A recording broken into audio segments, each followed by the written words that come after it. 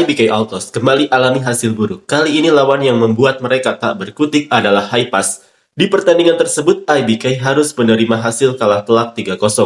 Dengan demikian membuat catatan kekalahan beruntun IBK pun berlanjut menjadi 5 kekalahan.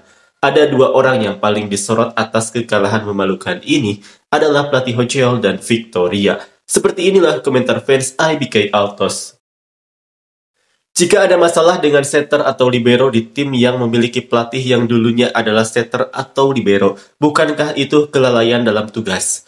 Terlihat jelas bahwa mereka terlalu mengandalkan setter utama tanpa benar-benar mempersiapkan pemain cadangan dengan baik. Lalu, apa yang sebenarnya mereka percaya sehingga tidak mempersiapkan 2 libero?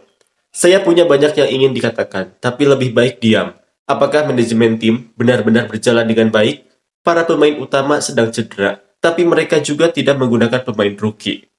Berhentilah menyalahkan para pemain, dan segera pergi. Sejauh mana lagi Anda ingin menghancurkan tim ini? Tolong, jangan membuat para penggemar semakin menderita. Mohon segera mundur sekarang. Saya benar-benar memohon dengan tulus, pelatih. Ganti pelatih sekarang juga. Para pemain kan sudah dilepas begitu mudah. Hari ini, yang paling banyak tersenyum dan menghidupkan suasana di lapangan adalah Victoria. Tapi menyalahkan Victoria, itu benar-benar keterlaluan. Berani-beraninya pelatih bicara seperti itu dalam wawancara, lihat dulu statistiknya. Apa yang Victoria tidak bisa lakukan? Beberapa pertandingan terakhir Victoria sudah bermain sendirian seperti menggendong tim. Masih mau tanya kenapa? Apa benar-benar tidak tahu siapa yang jadi masalah? Paruh kedua musim, 1 kemenangan 11 kekalahan, hanya 3 kemenangan di kandang. Menurutmu ini salah siapa? Sekarang, jarak poin dengan peringkat 5 tinggal 4 poin, dan begitu setter utama absen, hasilnya langsung seperti ini. Tidak ada pemikiran sama sekali. Setelah melihat ini jelas kesalahan pelatih yang bahkan tidak bisa membina pemain cadangan dengan baik. Kalau pelatih ini masih dipertahankan musim depan, coba lihat saja peringkat tim sejak dia datang. Sudah beberapa musim tetap di papan bawah. Kenapa masih terus dipertahankan? Tolong sadar diri manajemen klub. Musim ini, mari saja terjun bebas ke posisi terakhir di liga dan rombak semuanya dari awal. Terus saja kalah beruntun. Kalau harus hancur, ya biarkan hancur sekalian.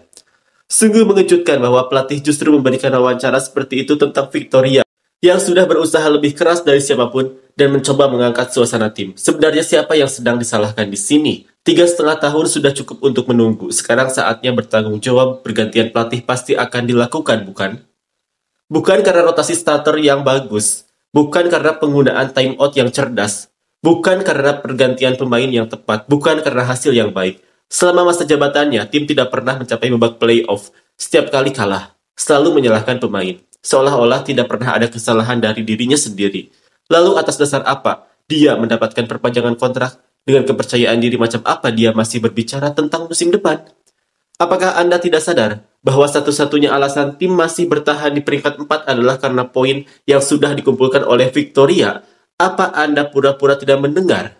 Berhentilah bersikeras sambil mengatasnamakan para penggemar. Yang sebenarnya diinginkan penggemar adalah memberi kesempatan kepada setter lain agar tim bisa lebih siap untuk musim depan.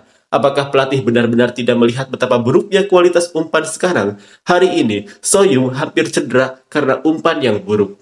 Hal yang paling berubah di tim ini, yang paling merusak atmosfer dan yang paling bermasalah adalah pelatih. Sepertinya hanya Anda yang tidak menyadarinya. Sampai kapan Anda akan terus menyalahkan pemain dalam setiap wawancara? Tolong pergi saja. Saya yang lebih dulu mendukung tim ini tahu. Setiap kali pertandingan selesai, Victoria sampai terbaring kelelahan di lapangan, tapi Anda masih membicarakan sikap dan mengatakan dia telah berubah. Apakah itu benar-benar pantas? Sedang unggul jangan malah menghentikan momentum dengan time out. Berapa kali tim harus mengalami comeback lawan? Kenapa malah mengambil time out setelah tim mencetak poin? Setelah itu lawan justru mencetak poin beruntun dan merebut set. Apakah cuma saya yang melihat ini? Ini bukan pertama kalinya terjadi. Kalau pelatih sendiri tidak bisa mengubah kebiasaan buruknya, bagaimana bisa mengharapkan pemain berkembang? Sungguh menarik. Apakah mungkin tim bisa hancur sampai sejauh ini? Starter sudah digilas habis lebih dari siapapun, tapi tetap tidak bisa menang 1 set pun. Kira-kira ini salah siapa ya?